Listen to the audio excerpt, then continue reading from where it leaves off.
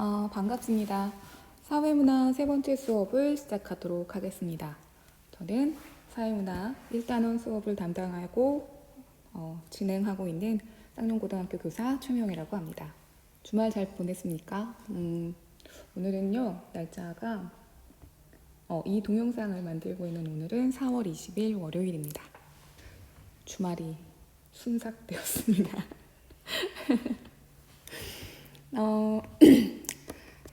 이제 계속 부끄럽지만 어떻게 보면은 이게 쌍방향 원격 수업이 아니다 보니까 일방적으로 저만 안부를 소개하고 있죠. 묻고 있는 게 아니라 안부를 왠지 소개하고 있는 느낌이 있지만 더불어서 부끄럽게도 지난번 바로 직전 두 번째 수업에서 있었던 사건을 설명해야 되는 상황이 발생했기 때문에 안부를 묻고요. 지난 시간에 좀 급하게 마무리 짓느냐고 상징적 상호작용론을 다 설명을 못했죠. 그래서 그거 마무리 짓고 오늘은 교과서 페이지로 따지면 22페이지에서부터 26페이지에 해당되는 사회문화 현상을 탐구하는 방법에는 무엇이 있을까라고 하는 과학적인 탐구 방법을 하기 위해서 우리가 어떻게 접근할 거냐라고 하는 문제를 얘기하고자 합니다. 그리고 학습 내용 정리하고 그 다음에 이 동영상 강의 들으시고 간단하게 학습한 거 확인할 수 있는 그런 거 과제 하시고 다음 수업 시간으로 넘어가시면 될 것 같아요. 그리고 또 이게 물론 그 동영상 강의를 안내하는 글에서도 말씀을 드렸지만 접속자가 갑자기 확 집중을 하는 시간대가 되면 그 강의 목록이 중복돼서 여러 개가 나타나기도 하나 봐요. 근데 저는 지금 사회문화 동영상 강의는 그러니까 사회문화 강의는 수업은요 하나의 동영상 강의와 하나의 과제 강의, 그러니까 강의 그 목록이 딱 두 개로만 구성돼서 올리고 있거든요. 그러니까 만약에 듣고 계시는데 똑같은 동영상이 여러 개가 강의 목록에 사회문화 과목 밑으로 여러 개가 생겼다 그러면 같은 강의인데 왜 이렇게 똑같이 생겼지? 그러면서 다 들으려고 하지 마시고요. 하나만 들으시면 돼요. 예. 그리고 이제 그런 일이 생겼으면 나중에 출결에 만약에 문제가 될 수도 있다라고 담임선생님께서 하신다면 제가 확인을 해서 말씀을 드리도록 하겠습니다. 아마 접속자가 몰려서 그런 것 같다고 하니 몰려서 그렇게 된 것 같다고 하니까 하나의 수업만 완강해서 들으시면 문제 없으실 것 같습니다. 설마 순진하고 착하게 막 3개, 4개 생겼는데 그거 다 듣고 있는 건 아니죠. 예? 막 30분짜리 4개를 다 듣고 막 그럼 나 왠지 감동일 것 같은데. 네, 일단 뭘 고백하려고 했냐면 이거 제가 3학년에서 사회문제 탐구라고 하는 과목이 있어요. 거기에서도 얘기를 했었는데 일단 사건의 이해를 돕기 위해서 사전에 설명을 하자면 사실 온라인으로 수업을 하게 될 거다라고 하는 거는 예상을 사실 못했어요. 그러니까 직접 뭔가 동영상을 제작을 하고 막 뭐가 이렇게 될 거라고 하는 건 에이 설마 이렇게 갑자기 22세기로 넘어간다고? 뭐 이런 느낌이어서 근데 동영상 강의나 온라인 수업을 위해서 이제 수업할 거야 라고 결정되고 준비 기간으로 주어진 게 3학년 같은 경우는 이틀인가 3일 정도밖에 안 됐거든요. 그래서 그 안에 수업을 제작할 수 있는 방법을 고민을 해야 했어요.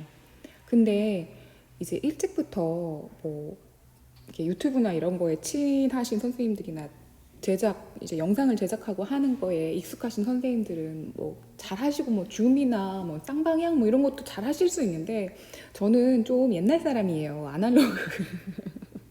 저 진짜 옛날 사람이거든요.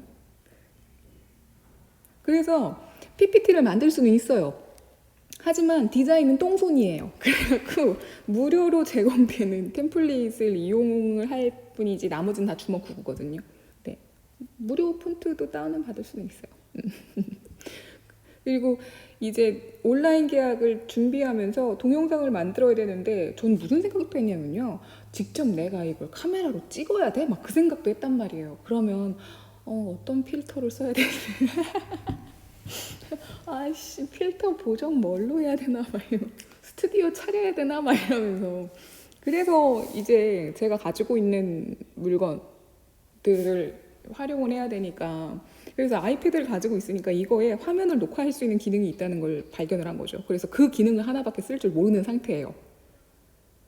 그러면 생각해보세요. 동영상을 만드는 법도 이제 깨고 쳤는데 편집은 뭐 할 줄 알겠어요? 그냥 돌아가신 스티브 잡스 형님께 감사합니다. 잡스 형님 이런 굉장한데 막 이러면서 그런데 이게 끝나야 되잖아요. 수업을 끝내야 돼. 수업을 끝낼 때 이제 그 패드 쓰시는 분들 아실 거예요. 위에서 이렇게 톡 내리면 이제 그 동영상 이제 그 화면을 녹화하는 거 이제 멈춤을 하는 그 멈춤 버튼이 나와요.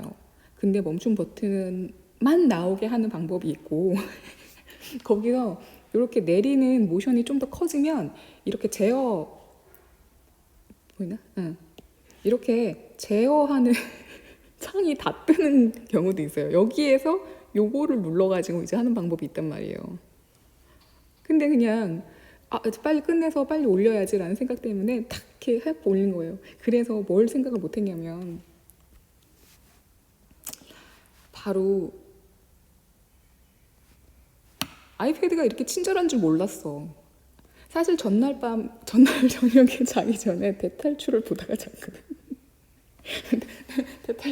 저 대탈출 되게 좋아해요. 말씀드렸잖아요. 제가 방학 때 대탈출 시즌별로 봤고 그거 보다가 더 이상 볼 게 없네 해서 킹덤 보다가 완전히 기빨려갖고 야 좀비 왜 이렇게 빠르냐고 제가 그랬다고 했잖아요.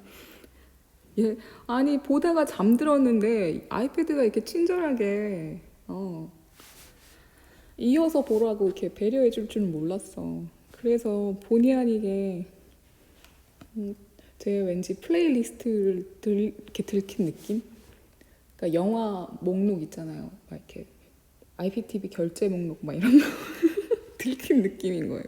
아이씨 후방주의만 하면 되는 줄 알았지. 학생도 같이 그래서 이거를 잘라내고 싶어 막 이랬는데 자를 수도 없고 모르겠어. 그때 나 마지막에 끝내면서 되게 무슨 감성 터지는 막 그런 멘트 했던 것 같은데 창피해 죽겠어요. 그래가지고 3학년 수업 시간에 그걸 고백했습니다. 네, 대탈출 재밌어요, 그렇죠? 사람들이 거기 등장하는 인물도 굉장히 대단하지 않습니까? 이게 시즌이 3번째가 되니까 사람들이 되게 똑똑해져가지고 들어가자마자 아무것도 손대지 마라 막 이러면서 다 증거다 증거. 사실은 어제도 좀 보다 잤어요. 유튜브에서 실시간으로 해주더라고요. 스트리밍. 5월달까지 어떻게 기다리나. 그죠? 미안합니다. 자, 시작할까요? 자, 일단 상징적 상호작용론 지난 시간에 마무리 못했던 거 그거부터 한번 마무리 짓도록 하겠습니다. 18페이지에 나와 있는 내용이고요. 여기에서는 이제 일단 미시적 관점이라고 한다는 거. 그리고 여기에서는 상징과 상황 정의라고 하는 것에 대해서 좀 포인트를 두시고 생각을 해두셔야 돼요. 자, 보겠습니다. 그러니까 여기에서는요, 뭘 주로 보는 거냐면, 쓸 수 있구나. 자, 그러니까 사회 구조라고 하는 거 생각 안 해요. 사회 구조가 중요한 게 아니에요. 사회 제도하고는 상관이 없이 이 개인이 다른 개인과 어떠한 상호작용을 하느냐에 중점을 두고 거기에서부터 시작을 하는 겁니다. 그래서 이 개인이 또 다른 개인에게 어떤 의미가 담겨져 있는 상징이라고 하는 것을 이렇게 던지고 그리고 그 던져진 상징을 어떻게 해석하고 어떻게 그 의미를 파악하느냐에 따라서 또 반응을 보일 거 아니에요. 그럼 그 반응이 담긴 의미를 이렇게 상징으로 만들어서 또 상대방에게 집어 던지는 겁니다. 그래서 상징을 집어 던지고 그것을 파악하고 해석해서 거기에 따른 반응의 상징을 또 상대방에게 던지고 그럼 또 그 상징을 또 해석하고 의미를 파악해서 그것에 대한 자신의 반응을 또 상징으로 만들어 던지고 이게 무슨 소리인지 모르겠죠? 그러니까 자, 여기에서도 예를 들고 있지만 요 상황 정의에 대해서 이렇게 자료가 이렇게 있잖아요. 이런 거예요. 그러니까 타인하고 주고받는 내용과 타인과 주고받는 의미가 무엇이냐에 따라서 이제 그 다음번에 행동이나 어떤 이러한 것들이 정해진다는 거지. 그래서 주먹을 줬어. 지나가는데 갑자기 어떤 사람이 딱 주먹을 줬어. 근데 이 주먹진 모습을 내가 어디서 보았느냐에 따라서 내 다음번 행동이나 내 다음번 어떤 반응이 정해져 있다는 거예요. 여기에서처럼 한밤중에 좁은 골목에서 주먹진 남자를 보았습니다. 그럼 무섭지. 그럼 어떻게 해야 돼? 도망가야지. 왜? 아니 한밤중에 좁은 골목길에서 괜히 주먹을 쥐고 있는 남자가 아무 의미 없이 아무 이유 없이 주먹 쥐고 날 쳐다보고 있겠어? 주먹 쥐는 게 뭐 그 사람 취미인가? 그 시간에? 아니잖아. 무슨 의미예요? 무언가 나에게 해코지를 할 수도 있다. 폭력의 의미를 담고 있는 거잖아요. 그럼 나 뭐 해야 돼요? 도망가야죠. 도망가야죠. 아니면 그치 긴급 통화, 긴급 호출 112 이런 걸로 신고해야지. 왜? 폭력의 상황일 테니까. 그쵸? 자, 그런데 밑에 주먹을 줬어. 어떤 남자가, 굉장히 건장한 남자가 주먹을 줬어. 근데 어떤 상황이냐면 우리나라 대표팀, 국가대표팀 축구 선수가 그 뭐지? 1대1 무승부 상황에서 이제 결승골을 넣기 바로 직전 어떤 이게 뭐죠? 승부차기 바로 직전에 이거 넣어야 돼. 이거 넣어야지 이겨. 이거 넣어야지 이기는데 다 갑자기 주먹을 팍 줬어. 그럼 뭐야? 하고 기를 끌어올리는 거지. 그럼 우리 어떻게 해야 돼? 우리도 같이 기를 모아서 보내줘야지. 그래야지 우리가 이길 거 아니에요. 이거는 응원이 필요하다라고 얘기하는 거잖아요. 응원이. 그럼 우리는 거기에 맞춰서 응원을 해주는 거겠죠. 그쵸? 그러면 약간 이런 것도 생각할 수 있지 않을까요? 선생님 그러면은 똑같이 주먹을 쥔다고 하는데요. 그 주먹을 쥔다고 하는 건 왠지 그 개인이 놓여져 있는 어떤 상황에 따라서 정의가 되는 거지만 그 공동체가 무엇을 같이 공유하고 있느냐에 따라서도 다르게 얘기할 수 있는 거 아니에요? 맞아요. 이게 어떻게 이제 상징적 상호작용론에서 나중에 뭐 문화나 이런 거에 대해서도 어떻게 얘기를 하냐면요. 개인과 개인들이 이렇게 계속 문화 이제 상징이라고 하는 것을 던지고 하잖아요. 그럼 그게 쭉 쌓인다는 거야. 그래서 그러한 개인들이 이렇게 모여 있는 하나의 뭐 집단, 그런 구성원들이 이렇게 모여 있는 그런 것들 있잖아요. 그래서 각각의 그 고유한 것들이 이렇게 이렇게 담겨져 있는 현상을 얘기한다는 거죠. 그래서 어떤 뭐 한 사회의 전통 문화, 뭐 한 사회의 어떤 특수한 어떤 그러한 것들, 이러한 것들은 그 사회가 존재하기 때문에 있는 게 아니라 그 구성원들이 그러한 어떤 상징을 공유하고 있기 때문에 그런 거다라고 표현을 하기도 하거든요. 오케이? 괜찮아요? 그래서 상징이라고 하는 것을 통해서 우리는 상호작용을 해요. 오케이? 자, 상호작용은 상징이란 수단을 통해서 하는데 우리는 이 상징 안에 다양한 의미를 담아서 주고 받습니다. 그리고 우리는 이 상징 안에 담겨있는 의미를 해석하고 파악하고 분석해서 거기에 따라서 반응을 합니다. 그러면 상대방은 반응을 해요. 그러면 상대방은 나의 반응에 담겨져 있는 의미와 어떤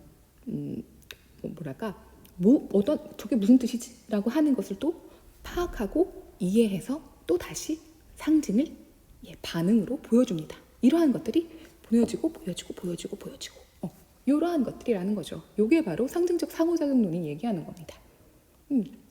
괜찮아요? 이해됐나요? 자, 그래서요. 여기에서 등굣길에서 만난 친구가 웃으며 손을 흔들 때 나도 웃으며 손을 흔드는 장면. 여기에서는요. 상징적 상호작용의 입장에서는 이런 거예요. 친구, 손을 흔들면서 웃고 있어요. 그 모습을 본 나는 그 친구가 나에게 어떤 존재이고 그 미소에 담겨져 있는 어떤 마음이 어떤 건지 알고 있기 때문에 거기에 맞춰서 반갑다고 나한테 인사해 주는 거구나 라고 의미를 파악하고 해석해서 거기에 맞춰서 반응하죠. 어떻게? 무시해요? 아니죠. 어떻게? 나도 반갑게 웃으면서 인사를 이렇게 해주는 거죠. 야, 어제 대탈출 봤나? 이러면서. 근데 사실은 이런 걸 수도 있잖아. 우리 사회가 워낙 도덕과 윤리를 중요하게 생각하는 사회라서. 그래서 아침에 학교 가는 길에 만난 친구에게는 반갑게 인사해야 된다라고 하는 어떤 그런 어떤 예의, 인사 제도 뭐 이런 게 있어. 그래서 나도 모르게 친구 얼굴을 보고 반가워서가 아니라 그냥 학교에서 배웠던 것처럼 어른들이 말씀해 주셨던 것처럼 그냥 나도 모르게 그냥 안녕 하고 인사했어. 이런 경우도 있을 수 있잖아요. 무슨 얘기하려고 하는 것 같아요? 맞아요. 물론 개인은 상대방의 반응에 맞춰서 무언가를 한다. 그리고 능동적이고 무언가 주체적으로 생각할 수 있는 존재다. 사회 구조나 사회 제도에 끌려가는 그런 존재가 아니다. 라고 하는 상징적 상호작용론의 입장도 굉장히 훌륭한 거긴 하지만 개인이 사실은 사회 구조나 제도에 영향을 받는 경우도 굉장히 많거든요. 이해되세요? 그러니까 지금 제가 여기에서 아무도 없는 빈 교실에서 지금 벌써 한 2주, 3주째 이렇게 열심히 혼자서 정신 나간 사람처럼 떠들고 있는 이유에 대해서 한번 생각을 해보자고요. 상징적 상호작용의 입장에서 한번 생각을 해보실래요? 이게 돼요? 저는 여러분의 반응을 볼 수 없는걸요. 제가 지금 이렇게 수업이라는 수업 시간, 동영상이라는 매체를 통해서 이렇게 말하는 걸 녹화해가지고 여러분에게 계속 상징을 보내고 있잖아요. 그러면 저는 이 상징을 해석하고 파악하고 분석한 여러분의 반응을 또 이렇게 받아야 되는데 저 그거 지금 안 하고 있잖아요. 그러면은 저 지금 이 시간에 여기서 왜 이러고 있는 거예요? 대탈출 봤다는 것까지 자기 고백하면서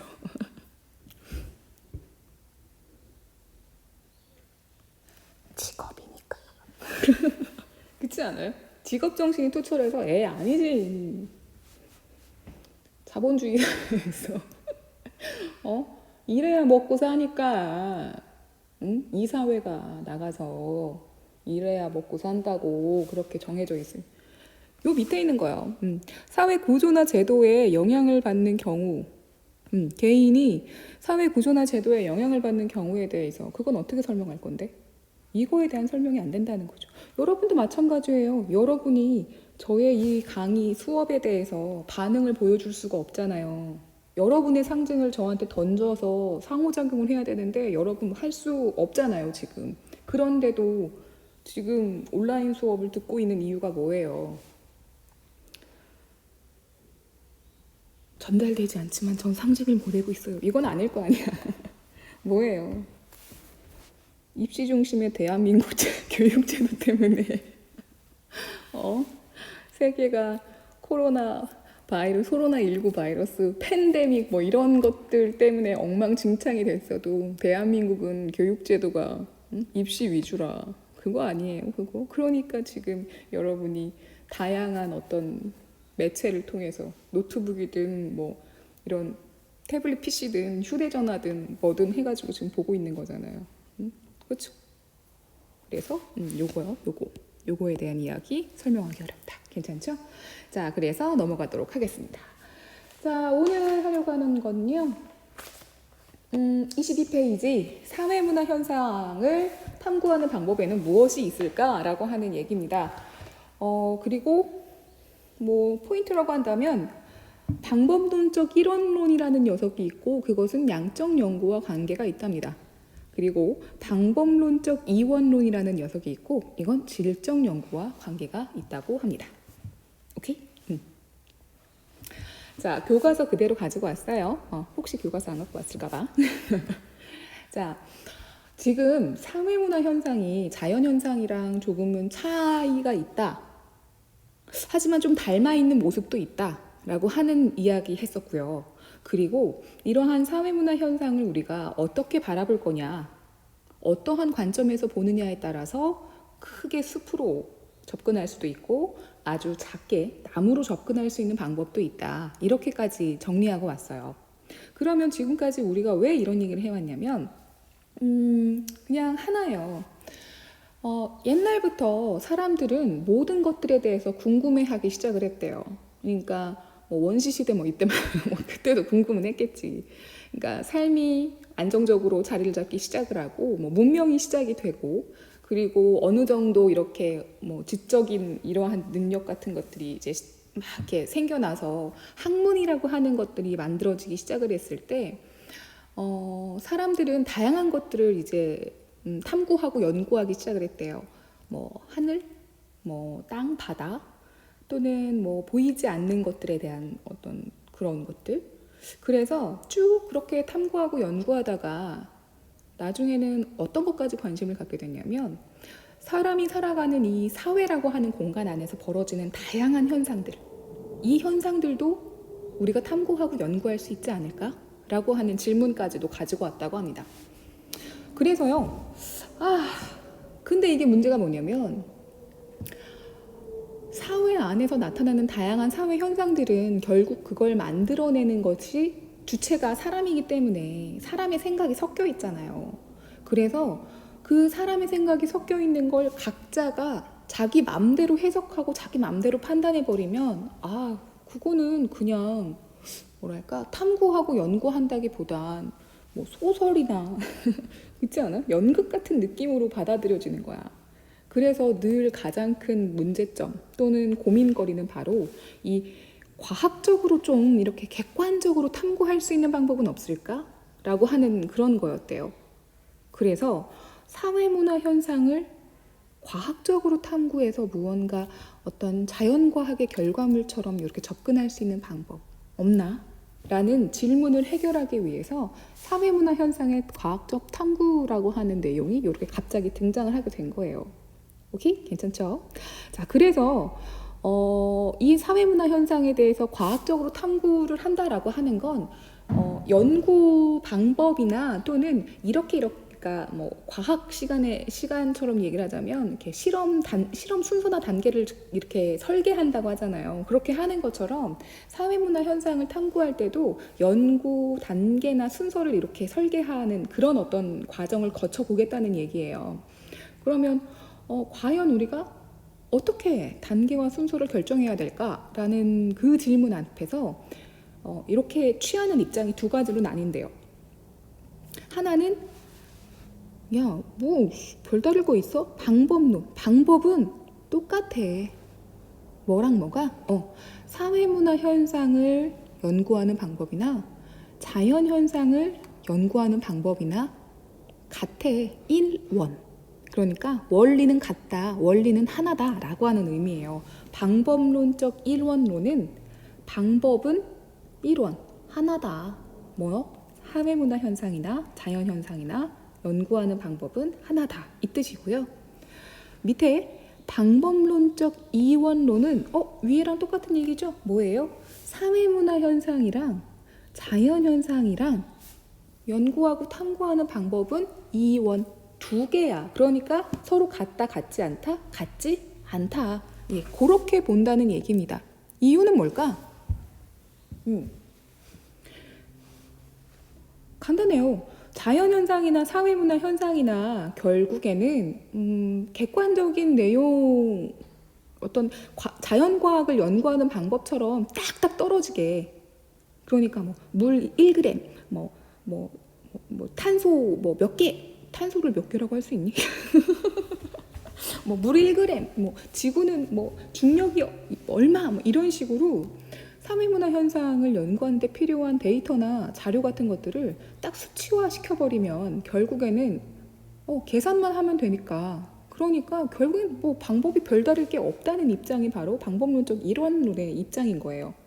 그러니까 개수 똑같이 세고 똑같이 계산하고 그러면 몇 퍼센트다 경우의 수는 얼마다 이런 식으로 딱딱 떨어질 수 있는데 뭐가 다르다는 거야. 얘 입장을 본다는 거죠.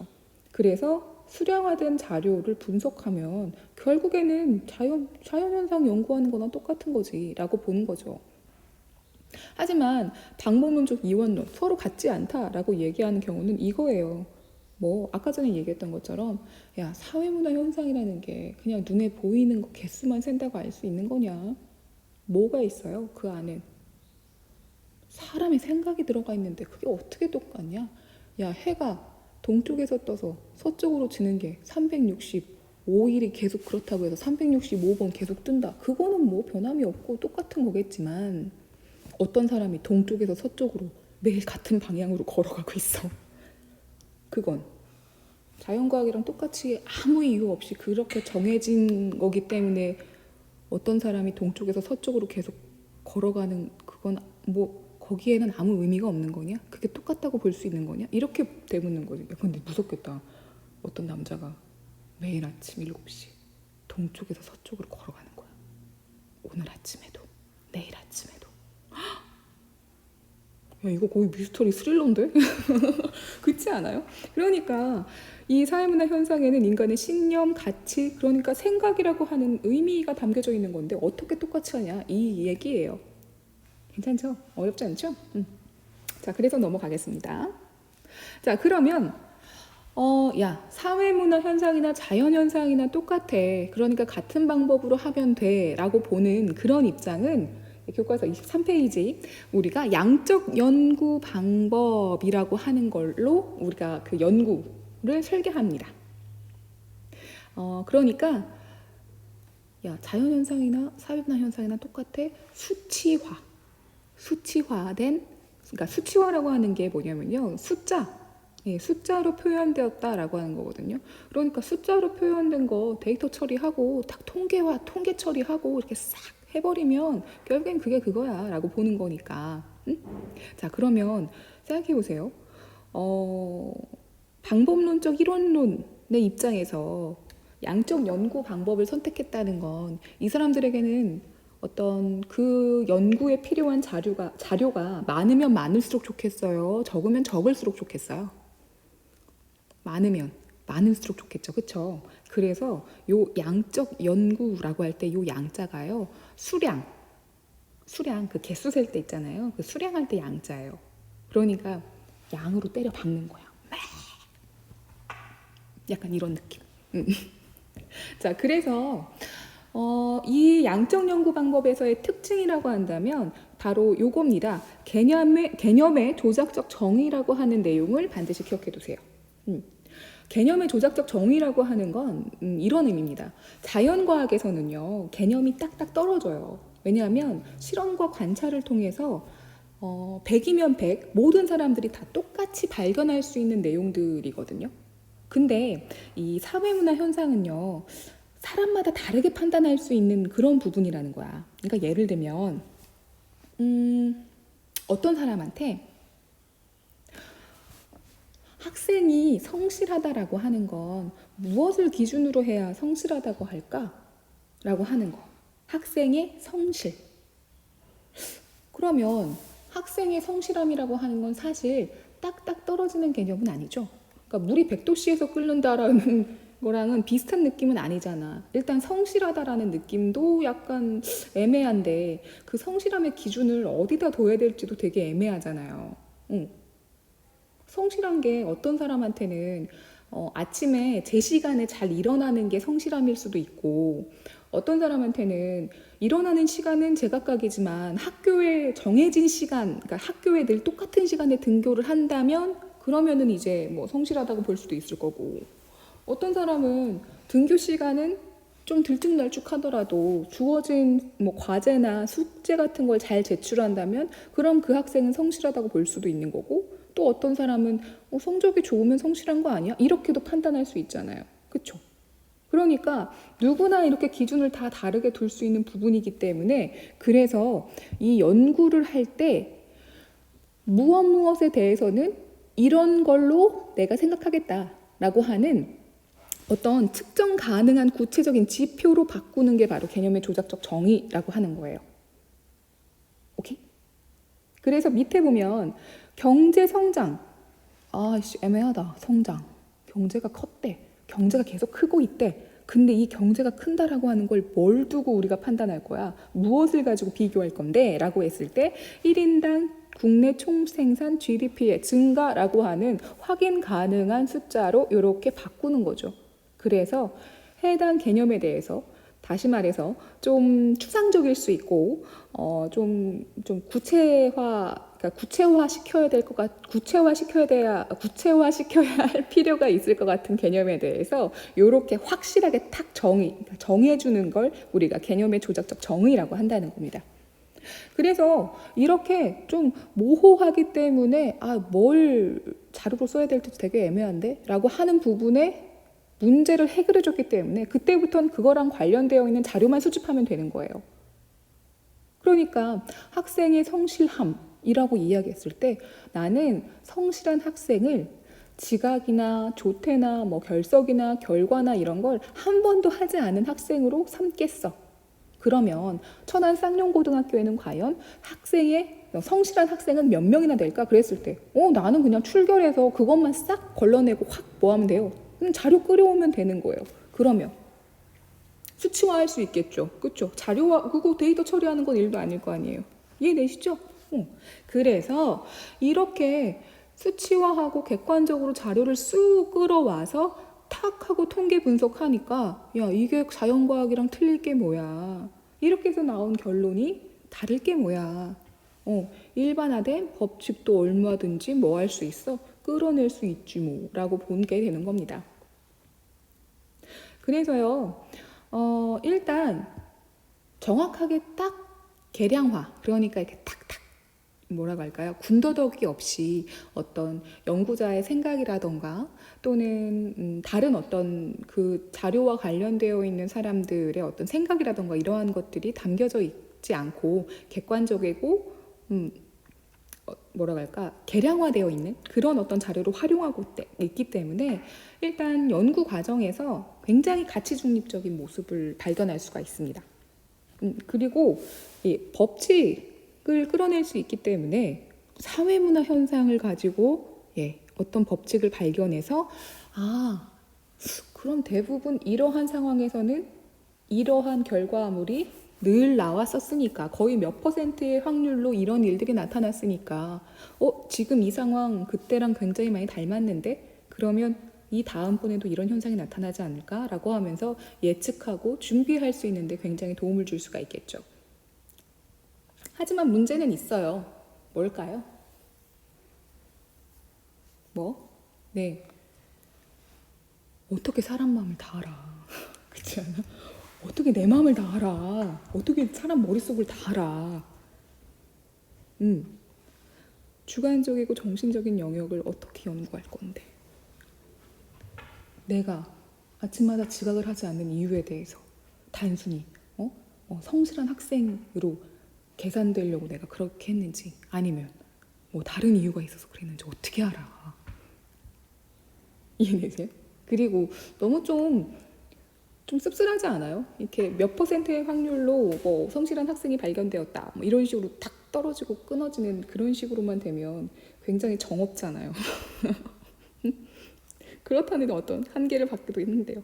자, 그래서 정리해보면 양적 연구는요, 방법론적 이론론, 자연현상과 사회문화 현상은 다르지 않다. 연구하는 방법도 같을 수 있다라고 하는 그러한 생각에서 이제 시작하였고, 경험적인 자료를 수치화, 계량화, 그러니까 숫자로 바꿔서 분석하는 방법을 쓰고요. 일반적인 법칙을 발견하기 위해서 양적 연구를 사용합니다.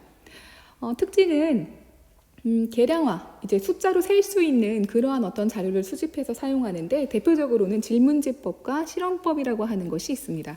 우리 요 다음에 나오는 자료 수집 방법이라고 하는 단원이 있어요. 거기에서 다룰 예정입니다. 그래서 수리적, 통계적, 통계 막 엑셀 막 이렇게 계산하고 해가지고요. 분석을 하고요. 여기에서 추상적인 것, 그래서 조금 이거는 뭔가 기준이 남다를 수 있겠다 싶은 것들에 대해서는 구체적인 기준을 만들어서 거기에 대해서 이 지표라고 하는 게 뭔지 아시죠? 숫자로 표현되어 있는 거, 그런 걸로 바꾸는 개념의 조작적 정의라고 하는 과정이 양적 연구에서의 특징적인 과정입니다. 정확하고 똑똑 떨어지고 숫자로 계산되는데 정밀하지 않을 수가 있겠습니까? 그래서 일반적으로 법칙을 발견해서 다음번에도 이런 현상이 나타나면 이렇게 준비해야겠군 하고 예측하는데 유용합니다만 정없고요. 기계적이죠. 그리고 사람 속으로 어떻게 합니까? 정신적인 영역, 주관적인 영역에 대해서는 설명하기 어렵다라고 하는 그런 단점을 갖게 됩니다. 괜찮죠? 자, 그럼 질적 연구입니다. 질적 연구할 때 질은요, 앞에 양적 연구할 때 양이 영어로 치면은 접두를 뭘 쓰냐면요, 왜 양을 표현하는 영어 단어가 quantity잖아요. 그럼 질이 좋다, 퀄리티 이렇게 얘기하잖아요. 그 퀄리티 할 때 그 질이에요, 질. 그러니까 품질할 때 질. 그러니까 질적 연구 방법은 사회문화 현상이 자연현상하고 애초에 같을 수가 없다라고 하는 생각에서 시작을 하잖아요. 이해되시죠? 그래서 똑같은 방법으로 탐구한다는 건 말도 안 돼. 왜? 그 안에 뭐가 담겨 있어? 동기와 의미. 그 사회문화 현상이라고 하는 건 그 현상 자체가 문제가 아니야. 현상 자체가 연구 대상이고 탐구 대상으로 그렇게 가야 될 게 아니라 그 현상을 구성하는 그 구성원 개개인이 왜 그런 행동을 했는지, 왜 그런 행동을 할 수밖에 없었는지, 그리고 그 행동에 담겨져 있는 의미가 무엇인지를 해석하고 이해해서 이거 어디서 많이 듣던 얘긴데? 그쵸? 이해하고 분석해서, 그래서 좀 이렇게 깊게 파고 들어가야지. 무슨 숫자로 대량으로 막 아유, 이게 질적 연구라고 보시면 돼요. 그럼 일단 생각을 해보세요. 깊게 파고 들어가니까 이 사람들한테는 자료의 양이 많으면 부담스럽겠죠. 왜? 그거 언제 다 처리해? 엑셀 처리 숫자 셀 거 아니잖아, 그쵸? 깊게 파고 들어가야 되고 심층적으로 이해하고 내면에 뭐가 있는지 알아야 될 거 아닙니까? 이거잖아. 응? 그러니까 자료가 많으면 부담스럽겠죠. 그리고 또 약간 그 사람의 속마음과 내면에 담겨져 있는 이야기들을 듣고 싶어 할 테니까 알려지지 않은 자료들에 대해서도 굉장히 관심을 갖지 않을까? 그리고 또 뭐라고 해야 될까요? 자료가 많이 있어도 그 안에서 어떤 자료가 이 행동을 한 사람의 속마음을 잘 보여주는 자료인지를 골라내야지 되지 않을까요? 이해되세요? 무슨 얘기를 하려고 하냐면요. 연구자의 직관적 통찰이라고 하는 게 있는데요. 이게 질적 연구 방법에서의 좀 특징적인 과정 중에 하나예요. 그러니까 애초에 자연현상하고 사회문화 현상은 달라. 왜냐하면 그 현상, 사회문화 현상은 그 현상 안에 존재하는 구성원들의 어떤 깊숙한 이야기 또는 왜 그런 어떤 현상이 발생할 수밖에 없었는지에 대한 내면의 어떤 이해, 이러한 것들을 우리가 봐야 된다는 게 질적 연구의 입장이거든요. 그러면 이 질적 연구를 이제 시도하려고 하는 사람 입장에서는 그 어떤 관련되어 있는 수없이 많은 자료들 중에서 이 자료는 이 연구와는 관계가 없어. 또는 이 자료는 이 연구와 굉장히 깊게 관계되어 있는데 라고 하는 걸 이 직관적 통찰이라고 하는 방법을 통해서 이렇게 구분을 한다는 거예요. Understand? 그래서 직관적 통찰을 통해서 얘 진짜 힘들었겠다. 또는 얘가 여기서 많이 분노했겠네.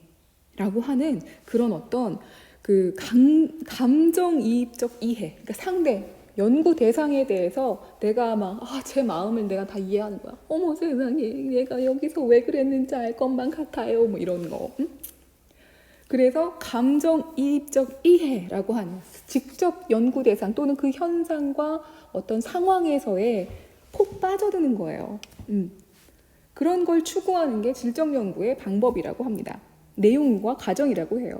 그래서 이 사람들이 정말 좋아하는 건 그런 거죠. 누구의 일기장이 발견되었습니다. 이런 거. 또는 알려지지 않았던 어떤 A와 B가 서로 주고받은 과거 편지 묶음이 발견됐습니다. 이런 거 보면 굉장히 좋아하겠죠. 왜? 그 안에는 다른 사람들이 모르는 그 둘만의 일들이 담겨져 있을 거 아니야. 또는 뭐 비밀 일기장이면 다른 사람들은 모르는 그 사람이 일기를 통해서 털어놓고자 했던 그런 게 있을 거 아니에요. 그런 것들 좋아하는 거죠. 자, 그래서요. 나도 모르는 내가 나도 모르는 어떤 인간의 주관적이고 보이지 않는 정신적인 그러한 영역들에 대해서 깊이 있게 이해하고 연구할 수 있다라고 얘기할 수 있지만, 일단 직관적 통찰이라고 하는 부분에서부터 연구자의 주관이 개입될 가능성이 커요. 그러니까 이건 중요한 자료, 이건 중요하지 않은 자료, 이거는 이제 연구할 가치가 있는 것, 이거는 필요 없는 것, 이러한 것들에 대해서 누가 구분하는 거예요? 연구하는 사람이 기준을 잡아서 이제 구분을 하는 거잖아요. 그러면 이게 정말 진짜인지 아닌지 애매하지 않아요? 응. 그래서 주관이 개입될 가능성이 크고요. 그리고 일반화한다는 건 이렇게 받아들이시면 돼요. 일반화라고 하는 건 법칙으로 만든다는 거거든요. 그러니까 똑같은 행동을 100번 했는데 그 100번의 결과가 똑같았어요. 그러면 우리는 대부분 이 행동을 하면 이런 결과가 나오는구나 라고 법칙 또는 일반화시키죠. 근데 지금 이거는 이 질적 연구라고 하는 건 한 어떤 상황이나 개인이나 대상에 대해서 이렇게, 그것도 한 사람의 어떤 방향에서 이렇게 파고 들어간 거잖아요. 그러니까 그게 100번 할 수도 없는 거고, 또 똑같은 현상이라고 하더라도 연구하는 연구자가 어떤 시각을 가지고 바라보느냐에 따라서도 다르게 이제 결과물이 나오기 때문에 100이면 100 똑같은 결과물이 나올 수가 없거든요. 그래서 일반화하기 어렵다? 그런 한계를 가지게 된다고 합니다. 자, 그래서 정리해 볼게요. 질적 연구 방법은 자연현상과 사회문화 현상은 같은 방법으로 연구할 수 없다라고 하는 방법론적 이원론을 전제로 합니다. 그래서 연구자의 직관적 통찰, 그러니까 꿰뚫어 보는 게 통찰이죠. 근데 그걸 직관적으로 딱 보는 순간 꿰뚫어 보는 거예요. 그래서 보는 순간 꿰뚫어 보는 그 어떤 통찰력을 통해 사회문화 현상의 의미를 해석도 사람마다 다르죠. 그렇죠? 이해도 어떤 사람은 이해하고 어떤 사람은 이해 못하고 막 이러잖아요. 응?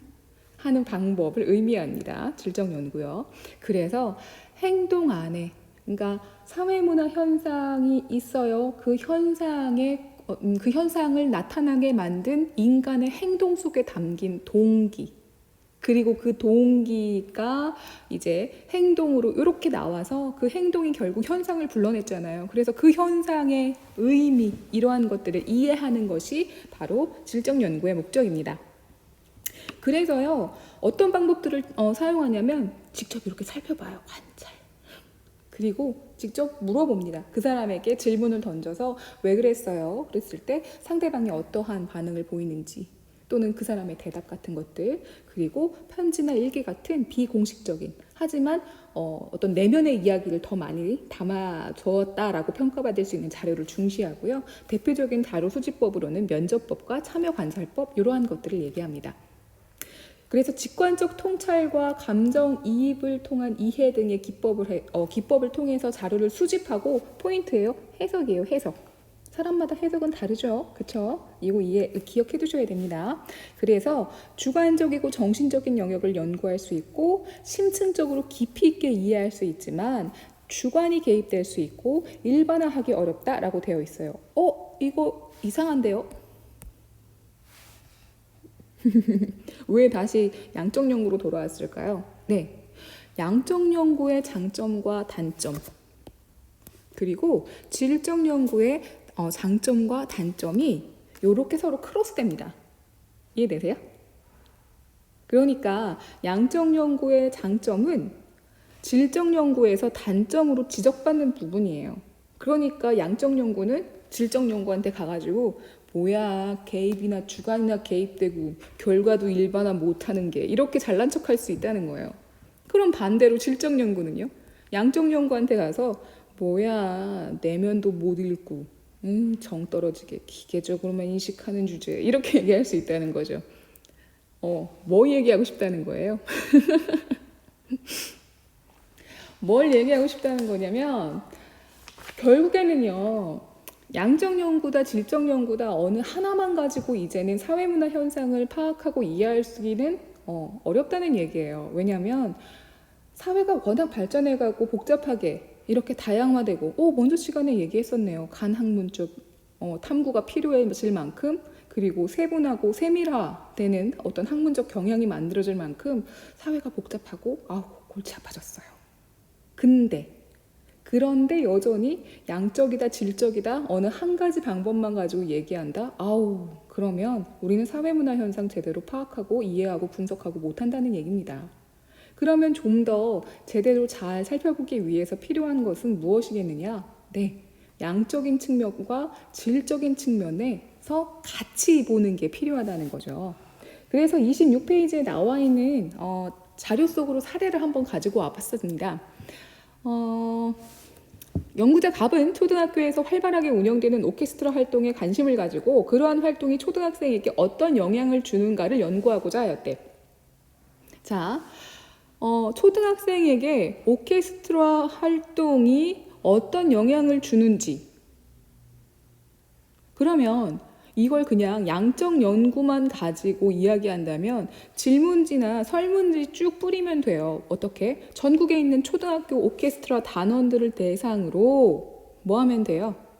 분석하는 거지. 막 뿌리고 대신에 비교할 사람은 필요하죠. 뭐 오케스트라 활동을 하지 않는 초등학생 그리고 오케스트라 활동을 하는 초등학생 두 사람에게 똑같은 설문지나 질문지를 쫙 돌린 다음에 오케스트라 활동을 하는 애가 활동을 하지 않는 애보다 얼마만큼의 어떤 차이를 보이는구나 라고 하는 걸 보여줄 수 있겠지. 하지만 왠지 조금 더 설명이 더해지면 좋을 것 같지 않아요? 좀 아쉬움이 있지 않아요? 그냥 숫자로 표현되는 것보다 어느 부분에서 얼마만큼의 어떤 만족 또는 어떠한 변화 이러한 것들이 생겼는지 조금 더 내용이 더해지면 더 좋을 것 같잖아요. 그래서 질적 연구를 같이 하는 거죠. 그래서 오케스트라 단원인 초등학생 변화를 알려고요. 심층 면접 한 명 한 명씩 불러서 이제 얘기해 본 거야. 어땠어? 재밌어? 이 활동은 어땠어? 그리고 3년이나 굉장한 사람이다. 3년이나 관찰하면서 오케스트라 활동을 어떻게 수행하는지도 살펴봤대요. 그랬더니 어려워하고 지루해하고 불안정한 과정을 겪기도 했었는데 뭐 음악 캠프, 공연, 음악회 뭐 이런 거 하면서 상호작용을 이제 경험하면서 내적 성장을 변화해서 얘가 성장해 나가는구나 정말 커 나가는구나 라고 하는 걸 이제 볼 수 있었다는 거야. 그래서 여기에서 나왔던 것처럼 사회성 점수 의사소통 능력 이러한 것들이 왜 높았는지를 직접 확인할 수 있는 어떤 그러한 것들을 볼 수 있었다는 거죠. 왠지 숫자로 딱 표현되고 말았던 양적 연구보다는 조금 더 근데 반대로 양적 연구가 없는 상태에서 이 사람이 그냥 관찰한 것만 가지고 얘기하면 왠지 좀 신뢰성이 떨어지는 것 같지 않아요? 그냥 네가 봤던 그 초등학교 오케스트라만 그랬겠지. 약간 그렇게 얘기할 수 있잖아. 근데 갑자기 920명을 대상으로 얘기했더니 얘네한테 발견됐던 것처럼 진짜 어떤 책임감이나 협동심이 막 올라간 비교되더라 라는 게 확인이 됐어. 그러면 이렇게 되겠죠. 그쵸? 두 개가 같이 가니까 훨씬 더 어떤 이 연구 자체가 굉장히 좀 탄탄해지는 느낌이 들고 그리고 좀 너무 정없어 보이지도 않네요. 그렇죠? 자, 그래서 하고 싶은 이야기는 뭐다? 서로 상호 보완이 될 수 있는 그런 장점을 지니고 있으니까 이것들을 같이 활용할 수 있는 그런 연구 방법을 이제 고민해 봐야겠다. 또는 같이 할 수 있는 같이 할 수 있는 어떤 연구 대상이라면 같이 상호 보완적으로 좀 하는 것도 괜찮겠다라고 하는 내용입니다. 자, 오늘 조금 급하게 달려오긴 했는데요. 내용이 많이 어렵진 않았죠. 네, 수업 잘 들어줬는지 모르겠네요. 그냥 간단하게 확인할 수 있는 문제 하나만 과제로 내고요. 오늘 수업 마무리 짓도록 하겠습니다. 오늘은 실수하면 안 되는데. 네, 고생했습니다. 다음 수업 시간에 만나겠습니다. 아싸. 합시다.